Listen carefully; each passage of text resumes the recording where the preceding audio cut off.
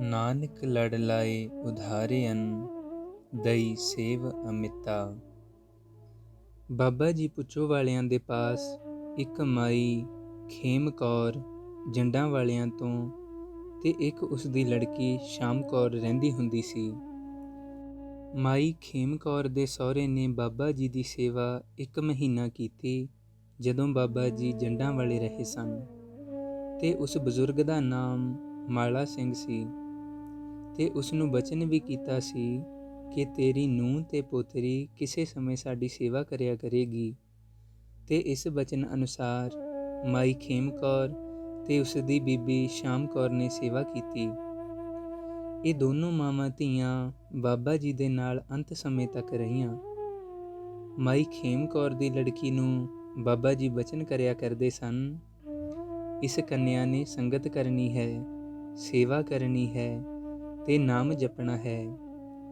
ਅਤੇ ਫਿਰ ਮਾਈ ਖੇਮ ਕੌਰ ਨੇ ਬਾਬਾ ਜੀ ਦੇ ਬਿਨਾਂ ਪੁੱਛੇ ਸ਼ਾਮ ਕੌਰ ਦੀ ਮੰਗਣੀ ਕਰ ਦਿੱਤੀ। ਜਦ ਬਾਬਾ ਜੀ ਨੂੰ ਪਤਾ ਲੱਗਾ ਤਾਂ ਹਜ਼ੂਰ ਨੇ ਬਚਨ ਕੀਤਾ, ਇਹ ਕੰਨਿਆ ਗ੍ਰਸਤ ਦੇ ਜਾਲ ਵਿੱਚ ਨਹੀਂ ਰਹੇਗੀ। ਸ਼ਾਦੀ ਹੋਣ ਤੋਂ ਉਪਰੰਤ ਇਸ ਦੇ ਘਰ ਵਾਲਾ ਬੜੇ ਯਤਨ ਕਰਦਾ ਰਿਹਾ ਕਿ ਇਸ ਦੇ ਘਰ ਕੋਈ ਔਲਾਦ ਹੋਵੇ, ਪਰ ਬਾਬਾ ਜੀ ਹਰ ਵੇਲੇ ਜਵਾਬ ਦਿੰਦੇ ਰਹੇ। ਅਖੀਰ ਤੇ ਉਸ ਦੇ ਪਤੀ ਨੇ ਬਾਹਰਲੇ ਇਲਾਜ ਕਰਵਾਉਣੇ ਸ਼ੁਰੂ ਕਰ ਦਿੱਤੇ ਤਾਂ ਬੀਬੀ ਸ਼ਾਮ ਕੌਰ ਨੇ ਪੁੱਛੋ ਆ ਕੇ ਬਾਬਾ ਜੀ ਪਾਸ ਬੇਨਤੀ ਕੀਤੀ ਕਿ ਮਹਾਰਾਜ ਹੁਣ ਇਉਂ ਹੋ ਰਿਹਾ ਹੈ। ਬਾਬਾ ਜੀ ਨੇ ਉਸਨੂੰ ਦਿਲਾਸਾ ਦੇ ਕੇ ਕਿਹਾ ਕਿ ਦੇਵੀ ਤੂੰ ਫਿਕਰ ਨਾ ਕਰ, ਜੋ ਤੈਨੂੰ ਦੇਣ ਤੂੰ ਖਾ ਲੈ, ਕੋਈ ਦਵਾਈ ਕੋਈ ਜੰਤਰ ਤੇਰੇ ਤੇ ਅਸਰ ਨਹੀਂ ਕਰੇਗਾ, ਉਹਨਾਂ ਨੂੰ ਆਪਣਾ ਚਿੱਤ ਰਾਜ਼ੀ ਕਰ ਲੈਣ ਦੇ। ਸੋ ਬੀਬੀ ਸ਼ਾਮ ਕੌਰ ਦੇ ਕੋਈ ਔਲਾਦ ਵੀ ਨਾ ਹੋਈ, ਸਗੋਂ ਆਪਣੇ ਪਤੀ ਨਾਲ ਵੀ ਅਣਬਣ ਹੋ ਗਈ। ਫਿਰ ਇਸ ਦਾ ਪਤੀ ਇਸ ਨੂੰ ਬਾਬਾ ਜੀ ਪਾਸ ਆਉਣ ਤੋਂ ਰੋਕਦਾ ਰਿਹਾ। ਬਾਬਾ ਜੀ ਨੂੰ ਪਤਾ ਲੱਗਣ ਤੇ ਕਿਹਾ, ਕੋਈ ਫਿਕਰ ਵਾਲੀ ਗੱਲ ਨਹੀਂ, ਸਭ ਸ਼ੁੱਧ ਹੈ। ਇੱਕ ਵਾਰ ਬਾਬਾ ਜੀ ਦੀ ਸੇਵਾ ਵਿੱਚ ਲੱਗਿਆਂ ਬੀਬੀ ਦੀਆਂ ਅੱਖਾਂ ਦੁਖਣੀਆਂ ਆ ਗਈਆਂ, ਜਿਹੜਾ ਕਿ ਥੋੜ੍ਹੇ ਚਿਰ ਵਿੱਚ ਇਹ ਰੋਗ ਵੱਧ ਗਿਆ। ਮਾਈ ਖੇਮ ਕੌਰ ਨੇ ਬਾਬਾ ਜੀ ਪਾਸ ਆਪਣੀ ਲੜਕੀ ਦੀ ਅਰਜ਼ ਕੀਤੀ ਕਿ ਮਹਾਰਾਜ ਕੰਨਿਆ ਦਾ ਕੰਮ ਹੈ, ਅੱਖਾਂ ਦੀ ਬਿਮਾਰੀ ਬਹੁਤ ਵਧੀ ਹੋਈ ਹੈ, ਆਪ ਕਿਰਪਾ ਕਰੋ। ਬਾਬਾ ਜੀ ਹੁਕਮ ਦੇ ਕੇ ਬੀਬੀ ਨੂੰ ਸ਼ਾਮ ਕੌਰ ਨੂੰ ਆਪਣੇ ਕੋਲ ਬੁਲਾਇਆ ਤੇ ਮਿਹਰ ਦੀ ਨਿਗਾਹ ਕਰਕੇ ਆਖਿਆ, ਸਭ ਸ਼ੁੱਧ ਹੈ। ਨਾਲ ਹੀ ਬਚਨ ਕੀਤਾ, ਖੇਮੀਏ ਇਸ ਲੜਕੀ ਦਾ ਪਿਛਲਾ ਜਨਮ ਝਿਉਰੀ ਦਾ ਸੀ ਤੇ ਉਸ ਜਨਮ ਵਿੱਚ ਇਸ ਨੇ ਸੁਲੇਮਾਨ ਪੈਗੰਬਰ ਨਾਲ ਵਿਆਹ ਕਰਵਾਇਆ ਸੀ ਤੇ ਇਸ ਨੂੰ ਦਾਣੇ ਭੁੰਨਦੀ ਵੇਖ ਕੇ ਸੁਲੇਮਾਨ ਨੇ ਨਫ਼ਰਤ ਕੀਤੀ ਸੀ ਤੇ ਅੰਤ ਨੂੰ ਇਸੇ ਨਾਲ ਵਿਆਹ ਕਰਵਾਉਣਾ ਪਿਆ ਸੀ। ਉਸ ਸਮੇਂ ਸੁਲੇਮਾਨ ਇਸ ਨੂੰ ਨਾਲ ਲੈ ਕੇ ਦਰਿਆ ਤੇ ਮੱਛੀਆਂ ਫੜਦਾ ਹੁੰਦਾ ਸੀ। ਇੱਕ ਦਿਨ ਮੱਛੀ ਫੜ ਕੇ ਜਦੋਂ ਦਰਿਆ ਵਿੱਚੋਂ ਜਾਲ ਬਾਹਰ ਕੱਢਿਆ ਤੇ ਇਸ ਨੇ ਜਿਉਂਦੀ ਮੱਛੀ ਦੀਆਂ ਤੜਫਦੀ ਦੀਆਂ ਅੱਖਾਂ ਕੱਢੀਆਂ ਸਨ। ਹੁਣ ਇਸ ਦੀਆਂ ਵੀ ਦੋਵੇਂ ਅੱਖਾਂ ਜਾਣੀਆਂ ਸਨ, ਪਰ ਸੰਗਤ ਦੀ ਸੇਵਾ ਕਰਕੇ ਇਸ ਦੇ ਕਸ਼ਟ 2 ਅੱਖਾਂ ਵਾਲਾ ਇੱਕ ਅੱਖ ਤੇ ਨਿਵਰਤ ਹੋ ਗਿਆ। ਸੋ ਬੀਬੀ ਸ਼ਾਮ ਕੌਰ ਦੀ ਇੱਕ ਅੱਖ ਮਾਰੀ ਗਈ ਤੇ ਇੱਕ ਠੀਕ ਹੋ ਗਈ। ਤੇ ਇੱਥੇ ਹੁੰਦਿਆਂ ਇੱਕ ਵਾਰੀ ਬੀਬੀ ਸ਼ਾਮ ਕੌਰ ਦੇ ਸਹੁਰੇ ਘਰ ਅੱਗ ਲੱਗ ਗਈ ਤੇ ਅਚਾਨਕ ਹੀ ਇਸ ਦੇ ਪਤੀ ਨੂੰ ਪਤਾ ਲੱਗਣ ਤੇ ਜਾਗ ਆ ਗਈ ਤੇ ਇਸ ਦੇ ਸਿਰਹਾਣੇ ਪਾਣੀ ਦਾ ਘੜਾ ਰੱਖਿਆ ਹੋਇਆ ਸੀ। ਇਸ ਨੇ ਮੱਚਦੀ ਅੱਗ ਉੱਪਰ ਪਾਣੀ ਪਾਇਆ ਜੋ ਕਿ ਛੇਤੀ ਹੀ ਬੁਝ ਗਈ। ਜਿਸ ਵਕਤ ਉਹ ਬੀਬੀ ਨੂੰ ਲੈਣ ਆਇਆ ਤਾਂ ਬਾਬਾ ਜੀ ਨੇ ਘੂਰ ਕੇ ਕਿਹਾ, ਓਏ ਸੁਲੇਮਾਨਾ, ਤੇਰੀ ਪੈਗੰਬਰੀ ਤਾਂ ਖੁੱਸ ਗਈ ਪਰ ਤੇਰੀ ਆਕੜ ਨਹੀਂ ਗਈ। ਤੇਰੀ ਪੈਗੰਬਰੀ ਨੇ ਤੇਰਾ ਜਨਮ ਮਰਨ ਨਹੀਂ ਮਿਟਾਇਆ। ਸੈਂਕੜੇ ਵਰ੍ਹੇ ਬੀਤਣ ਪਿੱਛੋਂ ਵੀ ਤੂੰ ਜੰਮਦਾ ਮਰਦਾ ਆ ਰਿਹਾ ਹੈ। ਇਸ ਮਾਈ ਖੇਮ ਕੌਰ ਦਾ ਪੁੱਤਰ ਕਾਲਾ ਸਿੰਘ ਸੀ। ਇਹ ਵੀ ਛੋਟੀ ਉਮਰ ਵਿੱਚ ਬੀਬੀ ਸ਼ਾਮ ਕੌਰ ਨਾਲ ਸੇਵਾ ਵਿੱਚ ਰਹਿੰਦਾ ਹੁੰਦਾ ਸੀ। ਇੱਕ ਵਾਰ ਕਾਲੇ ਨੂੰ ਰੂਮੀ ਸਾਹਿਬ ਜਾ ਕੇ ਸੂਏ ਦੇ ਖਾਲੇ 'ਚੋਂ ਛੱਪੜ ਭਰਨ ਦਾ ਹੁਕਮ ਹੋਇਆ। ਇਸ ਦੀ ਉਮਰ ਉਦੋਂ ਛੋਟੀ ਹੀ ਸੀ। ਜਦੋਂ ਅੱਗੇ ਗਿਆ ਤਾਂ ਇੱਕ ਜ਼ਿਮੀਂਦਾਰ ਆਪਣੇ ਖੇਤ ਨੂੰ ਪਾਣੀ ਲਾ ਰਿਹਾ ਸੀ। ਤੇ ਇਸ ਨੇ ਜਾ ਕੇ ਦੱਸਿਆ ਕਿ ਮੈਨੂੰ ਬਾਬਾ ਜੀ ਨੇ ਭੇਜਿਆ ਹੈ ਕਿ ਮੈਂ ਇਸ ਛੱਪੜ ਵਿੱਚ ਪਾਣੀ ਪਾਉਣਾ ਹੈ। ਤਾਂ ਉਸ ਜ਼ਿਮੀਂਦਾਰ ਨੇ ਕਿਹਾ ਕਿ ਮੇਰੀ ਵਾਰੀ ਪੂਰੀ ਹੋਣ 'ਤੇ ਤੈਨੂੰ ਪਾਣੀ ਦੇ ਦਿਆਂਗਾ, ਤੂੰ ਅਜੇ ਠਹਿਰ ਜਾ। ਇਹ ਜਾ ਕੇ ਬੋਹੜ ਦੀ ਛਾਂ ਵਿੱਚ ਬੈਠਾ ਰਿਹਾ। ਬੱਚਾ ਹੋਣ ਕਰਕੇ ਸੌਂ ਗਿਆ। ਉਸ ਜ਼ਿਮੀਂਦਾਰ ਨੇ ਸੁੱਤਾ ਹੋਇਆ ਹੋਣ ਕਰਕੇ ਜਗਾਇਆ ਨਾ ਤੇ ਪਾਣੀ ਦਾ ਲਾਲਚ ਕਰ ਗਿਆ। ਇਸ ਨੂੰ ਕੋਈ ਪਤਾ ਨਹੀਂ ਤੇ ਪਾਣੀ ਲਾਉਂਦਾ ਰਿਹਾ। ਕੁਝ ਚਿਰ ਬਾਅਦ ਇਹ ਉੱਠ ਕੇ ਪਾਣੀ ਨੂੰ ਛੱਪੜ ਵੱਲ ਕੱਢਣ ਲੱਗ ਪਿਆ। ਉਸ ਜ਼ਿਮੀਂਦਾਰ ਨੇ ਇਸ ਨੂੰ ਕਿਹਾ, ਤੂੰ ਜਾਗ ਕਿਵੇਂ ਪਿਆ? ਜਵਾਬ ਦਿੱਤਾ ਕਿ ਮੈਨੂੰ ਰੂਮੀ ਵਾਲੇ ਬਾਬਾ ਜੀ ਨੇ ਜਗਾਇਆ ਹੈ। ਇਸ ਤੋਂ ਬਾਅਦ ਕਾਲਾ ਸਿੰਘ ਰੂਮੀ ਵੱਲ ਪਾਣੀ ਲਾ ਕੇ ਬਾਬਾ ਜੀ ਕੋਲ ਪਹੁੰਚ ਗਿਆ।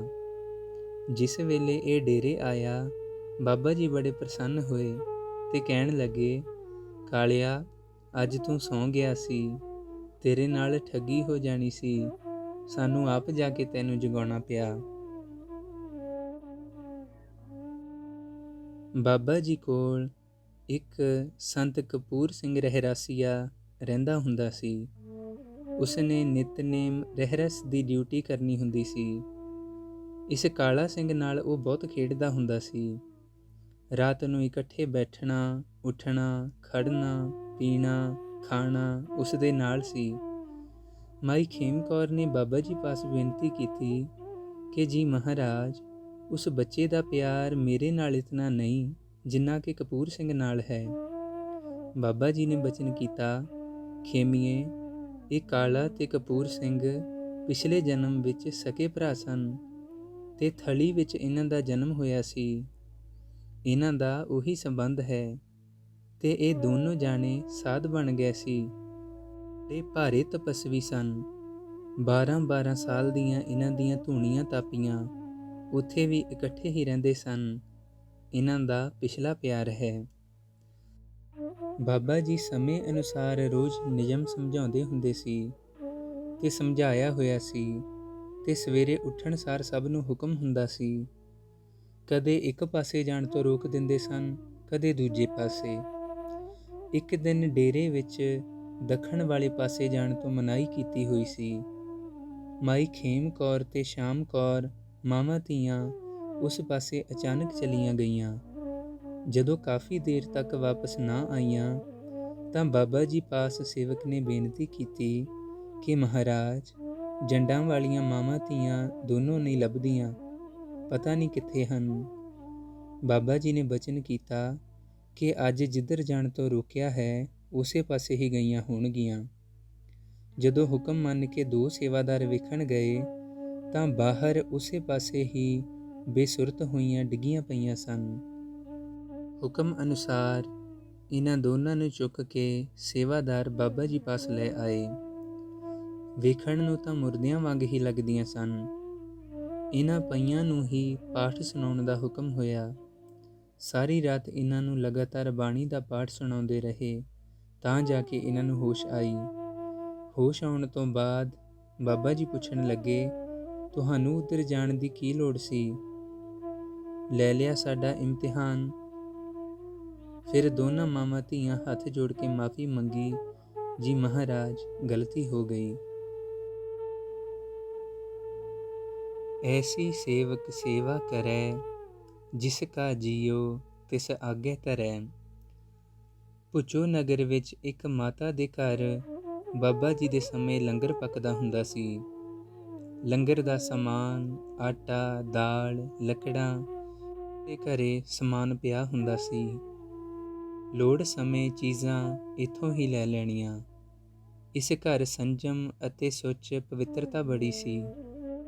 ਲੰਗਰ ਪਕਾ ਕੇ ਸੇਵਕਾਂ ਨੇ ਵਾਧੂ ਆਟਾ ਸੁੱਕਾ ਪੜੇਥਣ ਵਾਲਾ ਰੱਖ ਆਉਣਾ। ਪਿੱਛੋਂ ਘਰ ਵਾਲੀ ਮਾਈ ਨੇ ਇਸ ਆਟੇ ਨੂੰ ਮੋੜ ਕੇ ਬਾਬਾ ਜੀ ਵਾਲੇ ਆਟੇ ਵਿੱਚ ਮਿਲਾ ਦੇਣਾ। ਹਜ਼ੂਰ ਦੇ ਹੁਕਮ ਅਨੁਸਾਰ ਕੋਲਿਆਂ ਉੱਤੇ ਫੁਲਕੇ ਰਾੜ ਕੇ ਰੱਖਣੇ, ਪਰ ਦਾਗ ਨਹੀਂ ਪੈਣ ਦੇਣਾ। ਇਸ ਮਾਈ ਨੇ ਉਹ ਕੋਲੇ ਵੀ ਬੁਝੀ ਹੋਈ ਸੁਆਹ ਵਿੱਚ ਰੱਖ ਕੇ ਬੁਝਾ ਕੇ ਅਗਲੇ ਦਿਨ ਬਾਬਾ ਜੀ ਦੇ ਲੰਗਰ ਵਾਸਤੇ ਰੱਖ ਛੱਡਣੇ। ਬਾਬਾ ਜੀ ਦੀ ਕਿਸੇ ਵਸਤੂ ਨੂੰ ਨਹੀਂ ਛੇੜਨਾ। ਸੇਵਕਾਂ ਨੇ ਰੋਜ਼ 2 ਵੇਲੇ ਸਭ ਕੁਝ ਵੇਖਣਾ ਅਤੇ ਮਾਤਾ ਦੇ ਸਬਰ ਦੀ ਮਨ ਹੀ ਮਨ ਸਿਫਤ ਕਰਨੀ।